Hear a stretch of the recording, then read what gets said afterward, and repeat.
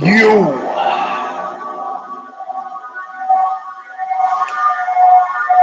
are now about to witness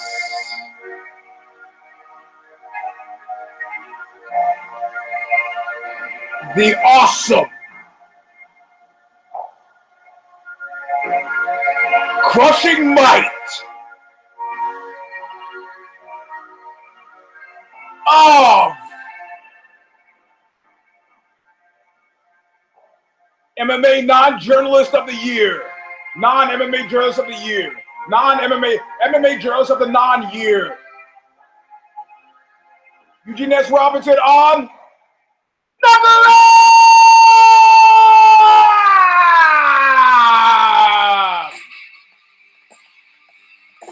My friends, welcome to a show that seemingly never ends. Knuckle Up round number 257. I am your host, Eugene S. Robinson. The BS standing for not sardonic. That's not it. That's not the right word exactly. Saturnine, not the right word. Sardonic, saturnine, not the right words. What does the S stand for? Slow pitch baseball. We're going to talk about UFC 215 and the reality of the new normal. Like it says in the top, I got stuff to say. At this point now, you know I'm about to shut up. You might as well listen and listen carefully. But first we listen to Bob Riley from Stigmata. Calling of the Just. Singing the words that make it all make sense. I'm on my way back to nowhere. I took my time, but I could not see too clear. I'm taking a real good look at you. Look at your face. The being paid back and for always nothing. All right, my friend. All right, that's. I'm gonna try something different today. You know, I don't make many concessions. You know, there's an old journalistic truism of don't apologize, don't explain. Also, the Billie Holiday song of the same name. But I've been hearing you complain about the mic. So it finally dawned on me. I said, man, I need to get a mic. Man, I need to get a mic. Man, it's like Travis Bickle and Taxi Driver calling a cab. Shit, I got a cab. I got a mic. So let's try this out. All right, hold on. It's not coming through the mic yet. I got to do this little doohickey thing. So those of you who still have my number and can text me, there we go. Let me know if this is any better in actual fact. Now, I think now you're coming through the headset microphone, so it should be better. So outside of me looking like a Time Life operator for the duration of the show, what am I getting here? Yeah, okay. All right.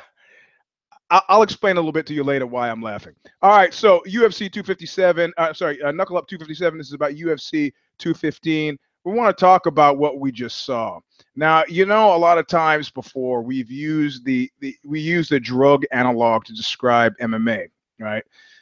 Because we were self-avowed junkies, except our junk in this instance wasn't an opioid or heroin or an opium or cocaine or crack or ketamine or MDMA or Quaaludes or hashish or I'm getting a little lost here. The point is that the same things that were said about the drug world, the ritual that's involved, you know, I'm sure if you look at the dopamine receptors in our brains, the same thing was happening when we consume MMA. But there's a certain point in reality. Like at one point, somebody said, they said, there's not a single bad thing that hasn't been precipitated by a lie. To which I would say, what the fuck is your problem? That's absolutely untrue. Read Mein Kampf sometime. Hitler said exactly what he was going to do Said exactly what he wanted the Nazi Party to do to European Jewry: extirpation, pulled up by the roots. He said it half a dozen times at least during the course of the 1,000 pages of Mein Kampf. You chose not to believe him. It was Princess Bride stuff. So I would say this though. I would say that as a corollary to Anton LaVey's popularity has killed more people than anything else, I would say boredom destroys many things. Now, there was a time when I was a sensitive young man. This is a time that gave birth to Oxbow, and I wore my feelings on my chest, on my vest, close to the vest, whatever the expression is. And you've heard me say in interviews, if you've heard me talk in interviews about Oxbow, there's a certain kind of hysteria. Why do you think for the past 3 days, when I've been in the car, turning on rock radio, and Aerosmith comes on, that I have to change the fucking station? You know, why do you think that happens? Any idea? I have an idea, because to hear a 67, 72-year-old man, I'm not ageist, that's not the issue, but to see him try to trade on the hysteria that was part and parcel of being 22 is unseemly. You know the old joke about the two bulls walking around the mountain, and they're marking down an old bull and a young bull, and the young bull says, "Look at all those cows down there, man. We should run down there and fuck one." And the older bull looks at him and goes, "How about we walk down there and fuck them all?" My point very specifically is that if you're Aerosmith, getting excited about getting a blowjob in an elevator when you're 72, something wrong with it, man. Again, Albert Speer and his theory of ruin: the buildings 20, 30, 50 years in should look as good as they did when they were first built. He called it a theory of ruin. I don't think it was his theory. I don't believe he owned it. I think he borrowed it from somebody else, but it's a great idea. My point is that, the 26-year-old who made an Oxbow record through romantic disappointment was full of a certain type of hysteria. Thin Black Duke is a very different record. Not so much wearing my heart in my sleeve, but preparing to die and having real existential concerns that don't come from here, but they come from here. And that's heavier than anything. So if we're going to use a drug corollary, for those of you who have stuck this long, 6 minutes in, if you're going to use a drug corollary, boredom has destroyed, unless you have an addiction, right? Unless you're one of those people who have a genetic predisposition to having an addiction. Like, I don't know if you've taken cocaine, but if you go to ozy.com and read my PhD in crack, the woman Josephine Knockoff talks about, I may have cut this out in the edit, but talks about the first time she smoked crack. She's like a Nietzsche, world-renowned Nietzsche scholar, Swedish beauty queen, got completely wrapped up in the crack. And it's like that Nick Cave line, or actually Michael Gira line. She says, I kissed this ugly face and I said, where you been? Where you been my whole life? Where have you been? She said she walked by a hotel room in a dingy open door in a dingy motel, and there's a guy in there smoking crack. He's like, come on in. And she smoked it, and she was like, what is that great Sixto Rodriguez line? It was the answer that made my questions disappear. Right? So unless you're one of those types, if you happen to, whether it's alcohol or drugs or some sort of thing, you reach like a buddy of mine who keeps using steroids 11 months in. I go, you're supposed to cycle. Your muscle receptor sites, they cap out. You can't, it's not having any effect except up here. He's like, well, that's good enough for me. I get at it. Okay, whatever. He's not trying to gain a bodybuilding contest, I guess. Okay. But realistically speaking, if you're a casual user of drugs or alcohol, there comes a point at which your involvement just gets kind of boring. I had a friend who was heavily into LSD and psilocybin and hallucinogenics, magic mushrooms. And he said at one point, he found himself looking at TV and finally realized, I could look at TV without LSD, can I? In fact, I would probably enjoy the TV more without the LSD. In fact, if the most significant thing I could think of on LSD is to watch TV, maybe I shouldn't take LSD. So in other words, like your muscle receptor sites cap out and tap out, you're interested in drugs unless you're an addict. Usually you may be a casual user for the rest of your life, smoke weed at a party, but the hysteria that you had in your youth for something has passed. Now you might get what I'm saying. Now you might understand that what I'm talking about is UFC 215. Now, people were asking me, is this part of the deep state conspiracy, or is this just or a power move, or is this? I guess that was a deep state conspiracy or power move on the part of the Fertitas, who they finally sell their share. Yeah, watch that movie Snatch where they talk about sell. Why would I sell you a caravan with no wheels? Get the caravan. But you can't sell me something that belongs to me, right? Unless you're an early settler. You steal something and then sell it to. I will sell it to you, Mr. Indian man, Indian. So even though my Goldman Sachs guy shot this down as stupid, I'm sticking with it until I got something else. You can't sell something to me that I own.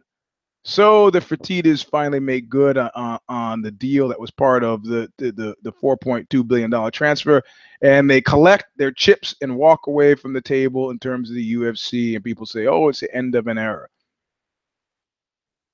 because you can't buy what you already own. Now they don't own it. So in 6 months, when that jalopy breaks down the side of the road, they can use that line from Snatch and go, "Why would I want a company that doesn't have any wheels on it?" Tell you, look, you know what? I'll tell you what I'm going to do. I'm going to do you a favor because I'm a nice guy. I'll buy it back from you, but I don't have that kind of jet. How about I buy it back from you for the amount of money that I originally put in? I'll give you 1.2 bill. I'll buy it back from you. Yeah, but we've been paying the last few years, and we've been putting money in your pockets, and no, I can't do much better than that 1.2. It's a kind of a take it or leave it thing, don't you think? Oh God. And well, I'll tell you what. I'll put you on a plan. I'll buy it back from 1.2, and then you can make good on the rest of that note over the course of 60 months. How about that? Rest of the note, yeah, the rest of the 4.2 bill that you still own. Like my friends in Florida who have houses underwater, literally and figuratively. I could be wrong. I'm no Goldman Sachs financial genius, but if you're asking questions, I'm going to ask the same question where the people say when they, McG is going to retire. He's going to retire. And what? We had a death here. We had a death in the room in which I'm sitting, actually. The cat died. And this is my wife's cat, and she's had it. She got a passport for the cat. The cat came here from Poland, got a passport. If you want to see her story, it was I was attacked in Poland. I tweeted it out. So go through the tweets. Tweets are all open now. At Eugene S. Robinson, if you're not so hep with the read her story about getting attacked on the streets of Stettin.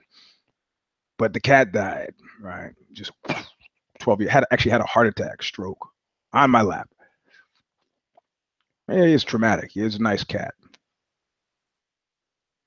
The point is that I forget what the point was. I got sidetracked with the whole cat death thing. Sorry. So the Fertitas sell, and they seemingly move on, leaving WME to their devices. Part of probably the contract still has the bald one tied in, but at the same time, what else is he going to do? Oh, that's why I start talking about the cat and McG and the dead cat. Because what else are you going to do? Life is incredibly transitory, and filling your time up with things of significance and interest to you is not as easy as it might seem. I mean, looking for a fight with Dana White, you think he's going to get that as the ex-owner? Maybe. You think they're going to give him the access that he gets with the? I mean, we're going to work for Bellator. Now he's in. Otherwise, he's sitting at home moving his paper, the stapler back from one end of the desk, checking the phone to see if anybody's. Oh, no, honey, I thought it rang. Nah, that freaking phone didn't ring. Sit down and shut up. Nobody cares about you now. No, you want to stay in a position where somebody cares about you. So even though the Goldman Sachs guy shoots that down as a complicated for-profit scheme that doesn't make any sense and violates the basic fiduciary rules of higher finance and business. I don't know. I still smell smelly things. I still smell smelly things. But it doesn't make a difference to me because the product that's being churned out is they know what we know. They know what we know. They know that the drug is not working. If you were on my Twitter feed, you saw me send out the photograph of the wine bar where I usually watch the fights now. Me and the old guy and with his crippled father. Former porn writer and former porn and sports agent extraordinaire, Italian Salvatore Russo sitting next to me on my left, and I got my wife on my right. Salvatore Russo left after Giblet fought, and the wife took a nap. Only waking up finally, I guess, to when Nunes and Chenko fought. The guy and his father in front left in a huff immediately at the conclusion. The judge's decision was rendered in the Nunes Chenko fight. People were texting me all throughout, say, "I'm watching, but I'm dead inside." And then people started tweeting their own photographs of where they were watching hotel bars. It's just them and the bartender. It was all like Edward Hopper paintings all over the world. One guy in Australia just sitting there at the bar. So let me get this straight, because there were plenty of people who seemed geeked who were sitting in the audience. The people who were geeked sitting in the audience, the people who actually paid for tickets who were geeked sitting in the audience, there's an indication that maybe the UFC is pursuing a local regional strategy. How this plays into WME's higher objectives, which are national, international, global. They're not interested in having a Tom Cruise movie that only does well in Edmonton, Alberta. They're interested in a Tom Cruise movie that does well in China, in Saigon, in Berlin. Regional strategy is for them that needs a regional strategy. Do you really think that the bald one and the overlords of WME are looking at Bellator and going, my God, Scott Coker is really killing it with this, really killing it with it? So nobody texted about whether this microphone is making a difference, so I guess it's okay.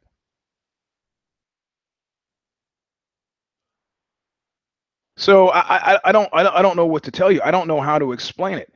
I mean, neither one of the people on this card were headlining this card were from Edmonton, Alberta, but whatever. People bought seats and they showed up and we're excited. Maybe this is the way you build a base. Maybe this is going back a playbook to some book that I don't even know about how the NFL became the NFL.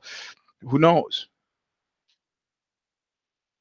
But I do know where Ray Borg magically, mystically got sick, and I'm still smelling. You know what crime bosses do?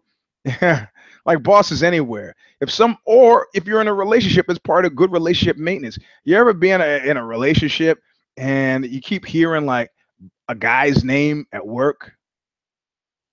Oh, Brian said Brian's a, and I'll call somebody on that. I was like, that's about the fifth time I've heard about Brian. There's something you need to tell me about Brian. Is this a meta Brian theme I need to hear about? And I had this girlfriend. She said to me, I trust that you'll tell me anything I need to know. I love that. It's on a need to know basis. Need to know.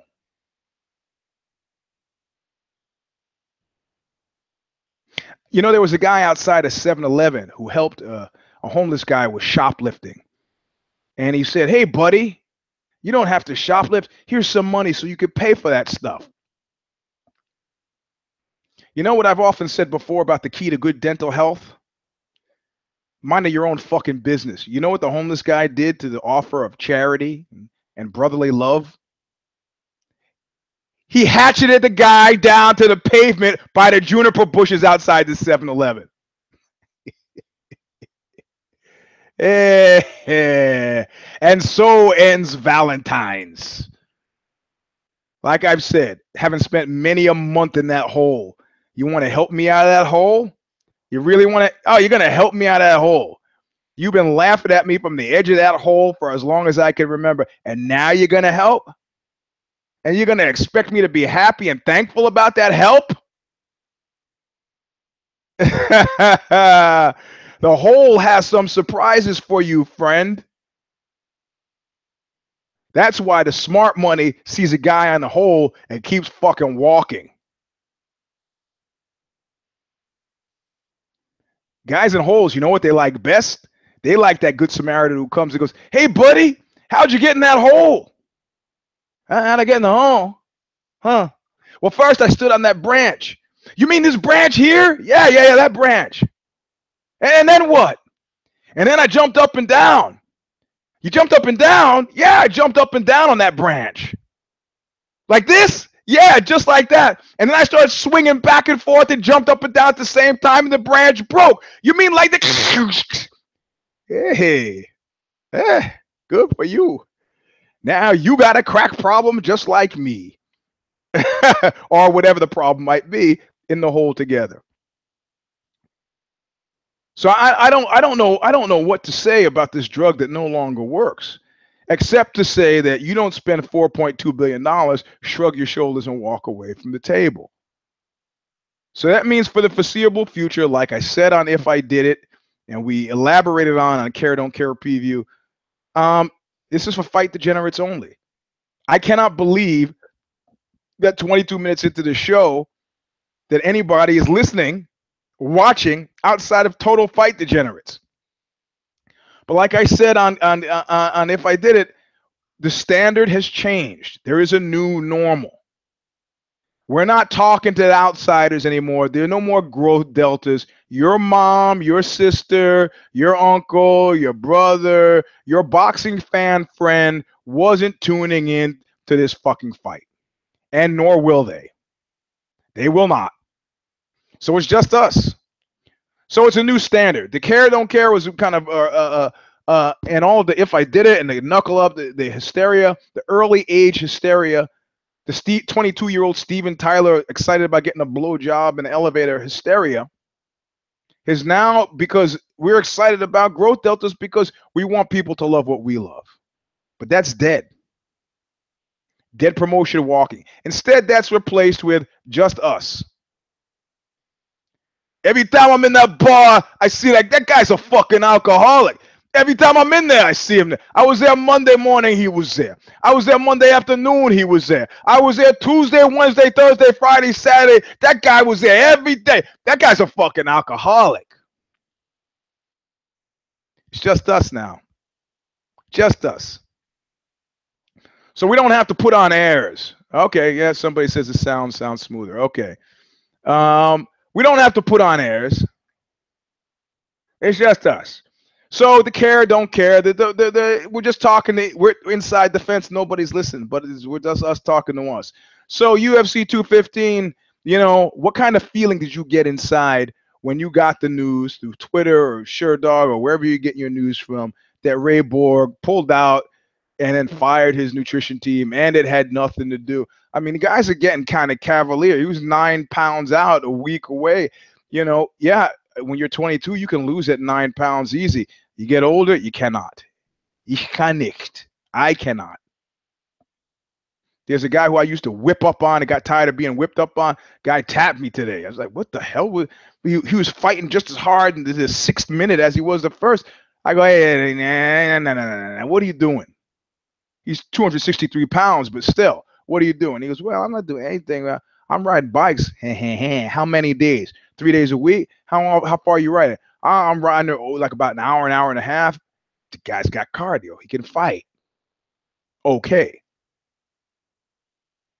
So you're sitting around and you get news, however you get your news, that Ray Borg somehow can't manage to, whatever. He's having a medical issue of some kind. Ray Borg, who's had a similar medical issue before.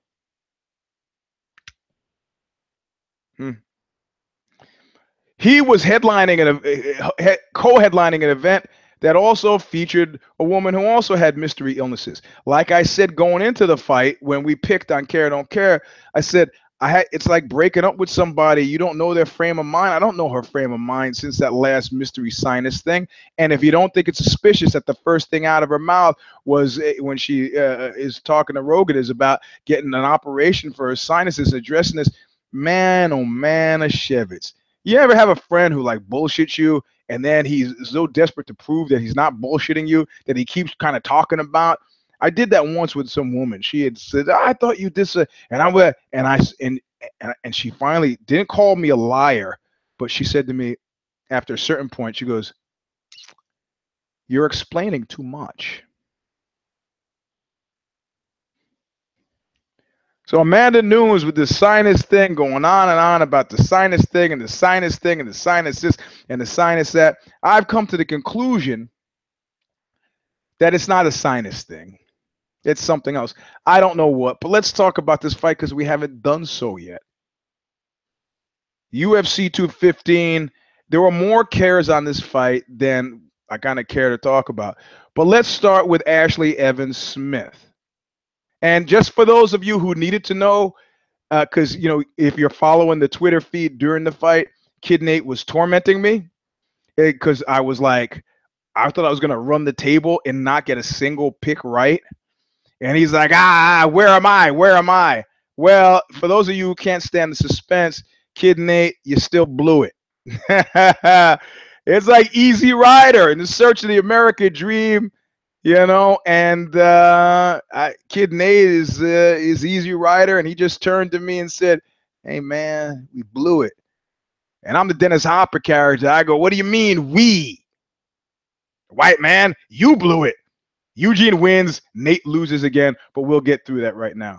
So Ashley Evans Smith was a known associate, used to train with Team Sorrel by way of another team up here, and she lost.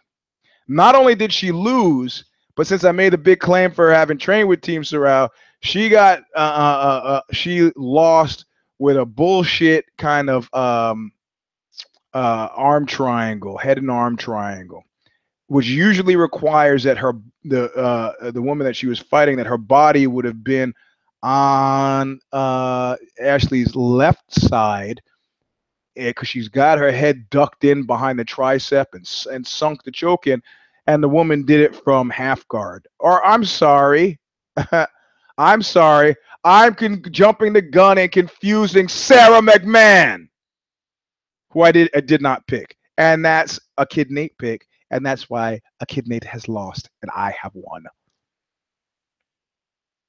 But Ashley got taken by an armbar.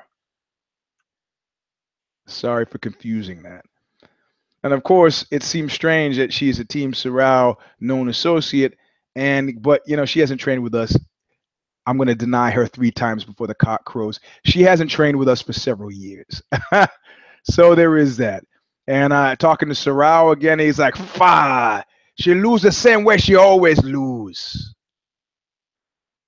So that was my first pick down, matched by Kid Nate's pick of Sarah. I was blanked by John Nash. If you remember, we had problems with the Care Don't Care, and then John started and couldn't finish.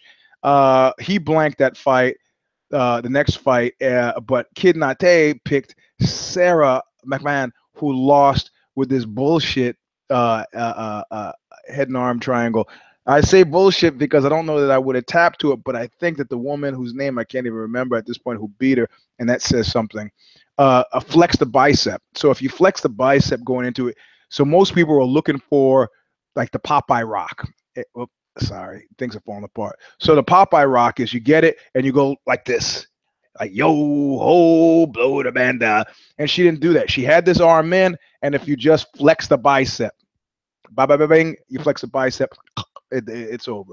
So Sarah McMahon disappoints in only the way that that wrestlers manage to disappoint spectacularly.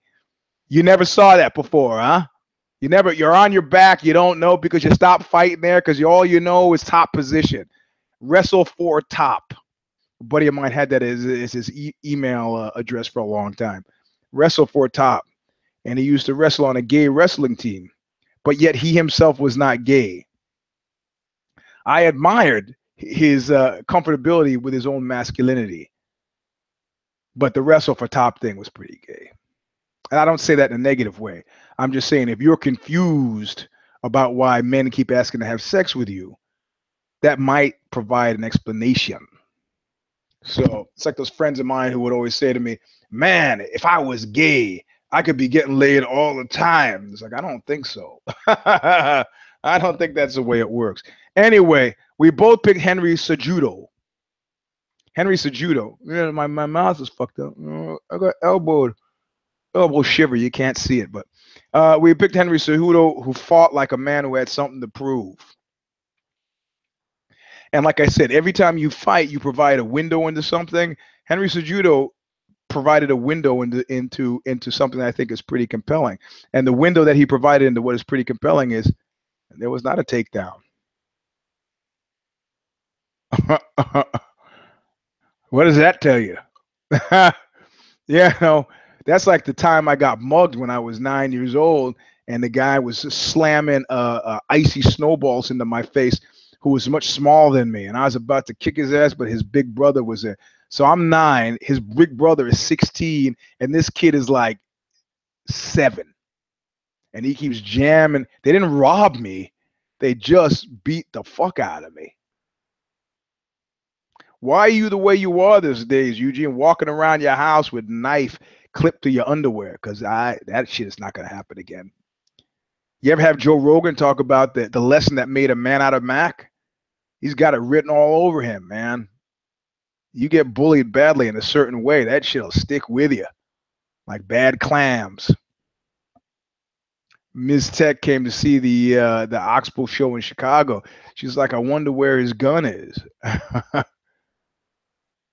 It was close by. Yeah, it was jumping around so much I couldn't put it in the pocket, but it was arm's length away. Will not be taken unawares. So Gibbler, pick Gilbert Melendez. He's a friend of Knuckle Up, multiple friend of Knuckle Up. Roll with the guy, known him since he used to fight in blue shorts with yellow flowers on them down in fields in central, like Tachi Palace shit, you know. Um, and he got, he's all those guys have never been so handy on the kicking. I've noted that. And I'm just saying every single one. And I don't know whether it's because of the wrestling base that they just don't feel comfortable lifting the feet, so they don't respond.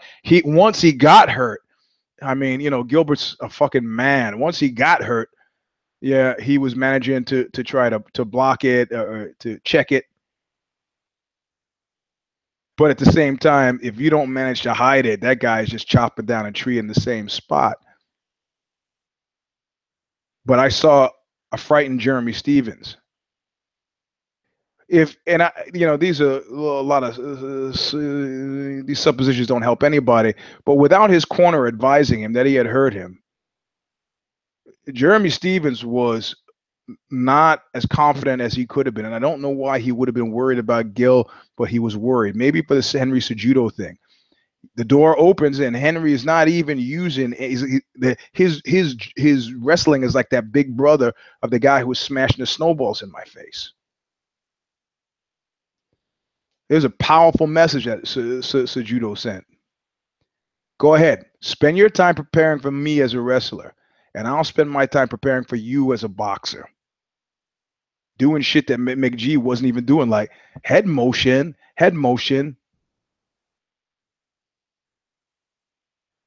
and the pace. It's like when I used to have Muay Thai guys start training jiu-jitsu, man, they were like savages. They weren't very good, but they were savages. I go, you do jiu-jitsu like you're doing Muay Thai, man. It's not about, you got to tire yourself out. Relax. So you see wrestlers get at boxing. It's like, man, you got to be in some brio. I guess he figures, not only am I number 3, but I got to be in a place where people are seeing noticeable change and are willing to give me some money fights. Or I'm willing to put myself in a position where I can demand money. I can grab those money fights, grab them by the balls. Gilbert, yeah, the guy pressed the button. His corner told him, I only bet $5 on this fight. Or, Kid Nate and I, for the Care Don't Care, we gamble, how much would you pay for this fight? I only wanted to pay $5 for it. but that's because I'm an endless, hopeless Gilbert the booster, or Giblert, as Reebok would like us to call him. Gilbert won this fight just by being a fucking man. A lot of guys who he's like, you know what? I know the game well enough to know that if I'm starting to hobble, like I can't, they're gonna stop it. So I'm gonna roll out, suck it up, switch stances, put that leg behind me. But once that button was pressed, there was no. He would have had to pull some magic. At a certain point, he was just trying to make a point, and now he is 1-4, I think, fighting tough guys. Don't know if that's what he'll want to keep doing. It'll be interesting to see. I would like to see a little bit more. I mean, he's got Johnson and Fairtex in his corner. I would have liked to have seen a little more awareness. But his checks were good after he got hurt, but he never should have gotten hurt that first time. But there's no way of expecting that Jeremy Stevens would make with the kick. I mean, that was one. That did it. And if you think Gilbert's sitting somewhere feeling good today, you might be exactly wrong. So then I got talked into. I'm a big Latifi fanatic since the horse riding, shirtless horse riding on the beach. Yeah, plus the guy's a Swede. I like the guy. And Kid Nate convinced me that he was being fed to the mellow Hawaiian, the mellow Australian. He's not Hawaiian, with the actually fairly interesting tattoos. Pedro. Shouldn't have picked him. I had misgivings. Didn't want to. Pedro got. It was like he was fed. Yeah, you know what? When that word comes up, you know what the French word for that is? Sukuju, baby. Sukuju. Kid's not ready. It's not ready. He's not ready. And for Latifi knew exactly what was going on. It was like a great Easy Company. You ever read that Sergeant Rock comic? Sergeant Rock comic was one of my favorite. On both sides of that, I was like Sad Sack for the humor and Sergeant Rock for the reality. And there was a guy they used to call The Rock. And he was a boxer. He was like, I don't go down, Ray. I didn't go down. He was one of those guys. And then he's fighting the Nazis, and they keep shooting at him, and he's like, won't go down. He stands up with a bazooka, and the German tank, the Tiger, is firing at him. He's like, I won't go down. He shoots it. He just destroys his tank. So Pedro, I mean, you know, I think Latifi was that tank, but Pedro, regroup. Do not Sukuju this kid. I like his shtick. But undefeated record against who? Tijuana cab drivers. I guess it's Australia. Australian cab drivers. Don't know. But I got talked out of it. So if you've been paying attention so far, I have got 2 wrong, and Kid Nate has got 1 wrong halfway through. I could never have picked against Gilbert and wouldn't have done it anyway. So we both have Cejudo, and I'm down with Ashley and Gilbert, and he's up with he picked Sarah, so he's down 1, but he's picked Cejudo, and he picked Pedro, so he's down again. So right now he's only by 1, and this is where he meets his Waterloo. Dos Anjos against Magny. Magny is a gift. I told you that. Like Charlie Manson once saying, as I told you on this note before. That's it from his record called Lie. He actually had a record. I used to sell it in my store called Lie. They took the cover of Life magazine and dropped out the F. Just somebody else you can think who's obsessed with the veracity of the news media. I think his name is Trump. Manson, Trump. Anyway, Dos Anjos, I didn't think there was any way that he was going to let dude Magny come in, and that was pretty masterful. Magny pretty much started the match, came out, threw himself into Dos Anjos side guard, side control. Sorry, man, you're making this easy. Why'd you just throw yourself into a guillotine while we're at it? So now, if you look at it, Kid Nate and I are 2. So he was wrong about Sarah, and he was wrong about Magny. So now we're even. Well, hold on. Let's see. So I got Ashley one. I got Gilbert one, two, three going into it. I'm three down. Three. I'm 1-3. All right. I'm 1-3, and we're almost to the end. And he is. Well, he was Sarah. It was one. Another 1-1. 1-2. 2-2. He's 3-2. So he's 3-2, and I'm 1-4. Could somebody who's good at math figure out who's ahead? Because we both picked Svashchenko. So I think I'm ahead. He's got how many? Okay, sorry. I'm sorry. I'm really terrible at math. Let's try to do this. Okay, this is Kid Nate.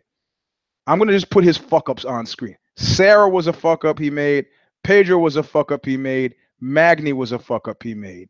He's got 3 fuck ups. Sarah McMahon, Pedro, and Magni. At the same point, now we're straight to the headliner. At the same point, I've got Ashley Evans Smith, Gilbert, Pedro,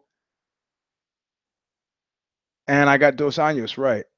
Oh, we have the exact same freaking record.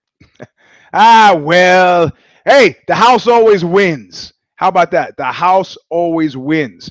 So going into the main event,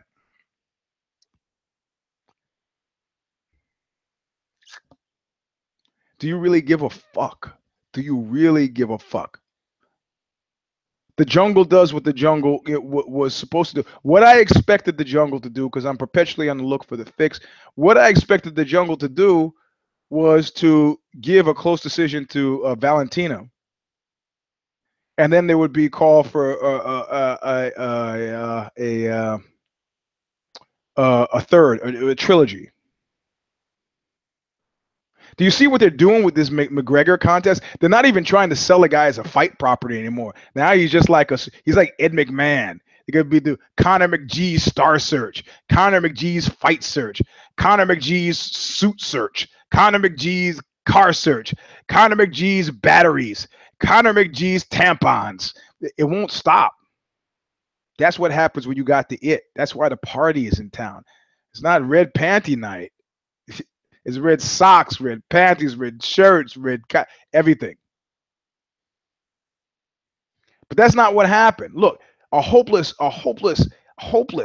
worthless Brazil booster like Sorao said he would have called this fight a draw. Essentially, you're going to say it was that 5th round takedown that determined the fucking fight. Get the fuck out of here. And now there's like talk about, oh, she's going to get the surgery for the sinuses. Nah, this was not a pig that flew straight. Yeah, I did pick Valentina, but that's not the point. I want to see somebody win fair and square, lose fair and square. I don't want, this is like, a boxing thing where we give the automatic benefit of the doubt to the champion. Is that that's what's going on? Incidentally, a few weeks after McGregor thing, what's happening with boxing? Anybody check? It's like an ex-girlfriend or boyfriend or something. Hey, what is she doing now? I don't know, man. Last I heard, she was in rehab. Rehab.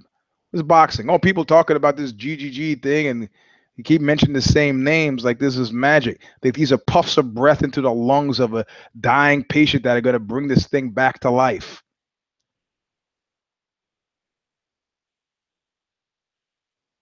Yes, that's Marlena Dietrich in the background, if you got the ears to hear. Falling in love again. Never seemed this way. So I don't know what to tell you. I don't know what to tell you. This is a fight that should be it's just us talking to us now. I'm not paying $60. As it is, I was more optimistic going into this fight. We did the cash breakdown. After it was all totaled, I decided that this fight, UFC 215, was worth $42.99. $60 for the pay-per-view. I paid $20 to see it live at the wine bar. 10 for me, 10 for the wife. Kid Nate was not nearly as bullish. He said he would pay $32 to see a $60 fight. I don't know how much he actually paid to see it. But it's just us talking to us. And I have to tell you, if I had anything remarkably different to do on Saturday, I'd have gone ahead and done it. Which is what a quote that you can write down now and save it for when they come to talk about a trilogy.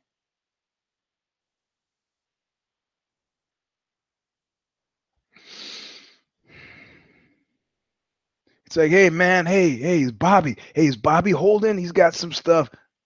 I mean, there's certain drugs that work better and accommodate boredom better. For example, golf. As sports drugs go, golf and car racing and soccer, they're probably the best because unlike the steroids, the oral steroids that people magically insist keep working, especially when stacked with oh shit that actually works. Why don't you stack water with an injectable? Because man, I find I get great results with water and decadurablin. Come on, don't give me that shit about orals. Only one that works is the one they killed really early because it would kill you. Anadrol 50.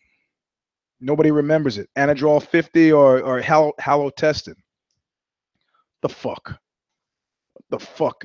Look at this. Leopoldo Serrao is harassing me in the middle of the show. What is that fat bastard? What is he bugging me for? I'll tell you right away. I'll show you. Oh, he's harassing me. He wants me to do a post on the page, put up the picture from training today. A lot of guys are close to 300 pounds in there today, so I will. And I will text him, go fuck yourself. And for those of you who might be tempted to think I'm joking, no, I will show you what I've sent so you can participate as well. So right now it says, hello, I'm doing the show. Yeah, okay. Here. Oh, I spelled it wrong. That's even better. Go fuck yourself. Yourself. That is it. That's classy because I'm known as a classy guy. So I don't know what to tell you. It's just us talking to us. You know, it's like when you're in a movie, it's not that good of a movie, or like you see in a stand-up comedian, and sometimes you're dialed in. You don't. The world around you is like invisible, and then you start to do that thing where you start looking around like, hey, this kind of you look at a confirmation bias, right? This sucks, doesn't it? Doesn't this in fact suck? I believe it in fact sucks, doesn't it? Yeah, it does suck, man. Now these fights didn't suck, but I got to tell you, MMA is not 22-year-old Aerosmith. Aerosmith at 72 has to do something a little bit more interesting to keep my attention, right? I want to hear about, I don't know what kind of world Steven Tile lives in, but I actually want to hear about some music that I don't want to, you know what? Let's take a look at Hefner. Didn't he die or is he still alive? I don't remember. Somebody bullshit me. I don't appreciate this. You bullshit me that Tanya Harding is dead. She's not dead. She's living somewhere in Oregon, which is close to being the same thing maybe. But, so Hefner wandering or bumping around the mansion in his bathrobe, it's not sexy. Theory of ruin. You look as good at 82 as you did at 52, but that means everything. That means everything. So, okay, it's just us talking to us, the kind of enthusiasm that you might feel for the fight, the early game fight when you were 22. Okay, don't expect to feel that again. Don't expect that the MMA is going to be singing a song that would have Look, Scott Ferozzo, you couldn't stand to sit through a Scott Ferozzo Tank Abbott fight again. Our tastes have evolved and they've matured. It doesn't mean you can still feed us slop. This is not a boredom supporting sport. Golf, car racing, and what was the third thing I said?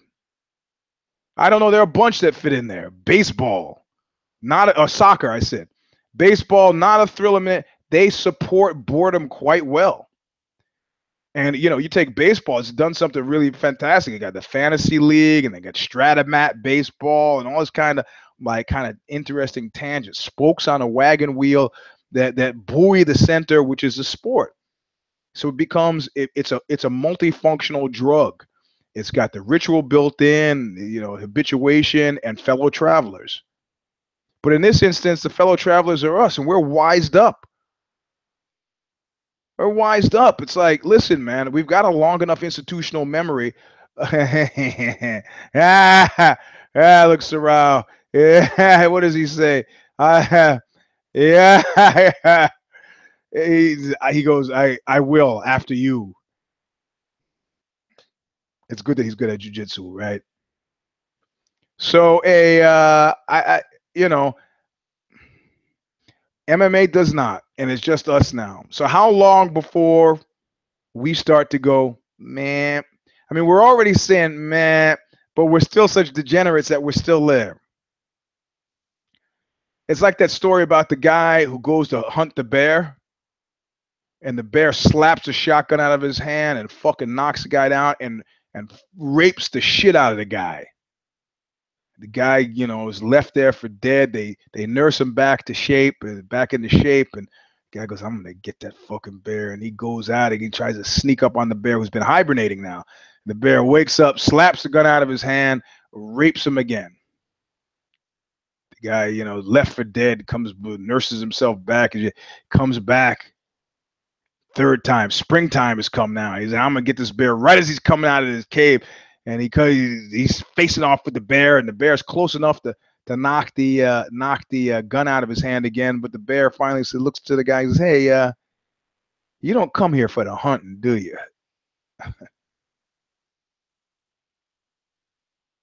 Yeah, I just told a joke about bear rape, and I compared it to the degenerate MMA fight fan. We're not coming for the hunting, right? At this point now, I'm going to acknowledge that we are coming. The fights provide a tableau, a medium of exchange for us to talk to us about failure or alternatively success. But any discussion of success is worthless without failure. It's buffeted and framed by discussions of failure. If failure bleeds through any discussion about success. Why? Because so few succeed and so many fail. And that's why we're here. I'm a superstitious man. And I do see in the rise and fall of MMA, I see an analog for the increase or decrease in my fortunes. That's why I feel so strongly about UFC Knuckle Up 251. Now I'm going to present you all with a couple of different options.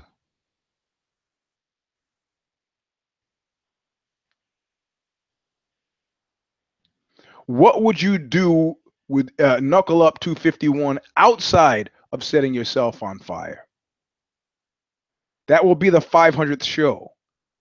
Do I adjust like the Italian lira used to do, chop off a few zeros? I mean, I'm talking about a non-fiery scenario. Do I just start Knuckle Up 501?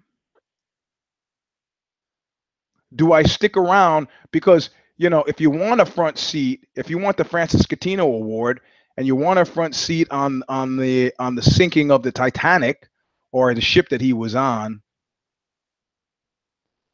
wouldn't it make sense to extend it? I'm not buying time here.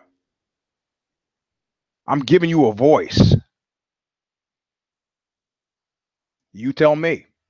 You got comments, use them. And that prick who was saying, yeah, we got it. You're broke. Stop complaining about it, you fairy.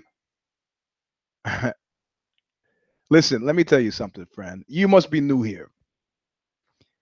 Anybody who's followed anything I've done over any public period of time from 1980 to 2017 knows that they could do a reel. It would be a 2-hour Lars von Trier movie of me complaining about cash on TV talk shows, on Knuckle Up, on combat music radio, on stage with Social Distortion. I have been complaining bitterly about money ever since I was on my own. And I was on my own since 1980. My parents paid for the first year of Stanford, then said, hey, guess what, kid? You got to come back to Brooklyn College because we're not giving you another nickel. Can't afford it. Disowned by my father. My mother going through a terrible divorce, didn't have the money. My ex-stepfather was broke and not entitled to give me a nickel anyway. This is the same ex-stepfather who told me families help each other. And you could see like a Wolverine. I go, oh, families help each other, huh? Oh, Frank, he's okay. He's from the neighborhood. You're from the neighborhood, so you're a neighbor. Well, I ain't neighbor. Let's go for a ride. No thanks. What does that mean? It means no, I don't want to go for a ride. A ride! That's a great idea. That was from Blue Velvet. Thank you. Families help each other, huh? When's the last time you helped me? Think carefully. So those of you who don't like me complaining about money, get the fuck off the show. You don't like it? It's not a bug. It's a fucking feature. You know, I could just as easily say 251. You know what? It's not really about the cash. Did you hear there was a multi-million-dollar Vox deal that went through? It's not really about the cash. The public valuation of Vice Media, it's like $5.2 billion. It's not really about the cash. Like Marvin Gaye, simple fact is, I can't pay my taxes. It's not really about the cash. Fuck off, you commenting piece of shit. Take your peanuts and your pennies and go somewhere else. I'm complaining about money. It's my God-given right as an American. Anyway, that's the end of the show. Come back on Tuesday night if I did it. If those of you have been paying attention, we're spinning off that show. We got another one called If the Shoe Fits. The difference is If I Did It is about MMA. If the Shoe Fits, it's about the brand new world. We could talk about TMZ shit. Don't have to talk about, you know, stuff that happens in a sport that's just us talking to us now. That's Tuesday. Wednesday will be a early morning care don't care. If you go below, give us a thumbs up, just like that. For those of you on the radio, it looks like a bird. Alternatively, if you want to follow Fight Night, it gets to be pretty fun. At Eugene S. Robinson is the Twitter handle. Twitter that shit up. Mr. Sleep 3 is the Instagram handle, but it's gated. If you don't have any photos to share, hey man, it's like my friend Mr. Marcus, porn star, would say, guys, man, I want to come by, I want to hang out with you. I want to get some of that pussy. I want to love it. Yeah. Yeah, Mr. Marcus, come on by the house. But don't come alone. Oh, I don't need dudes. Whatever you could bring to the party, I got a professional version of. But you come with a party favor. This is Mr. Marcus talking. I don't have parties like this at my house. I mean, if I was going to invite you, you could just come by. But he said, you want to come by and party? You bring the party.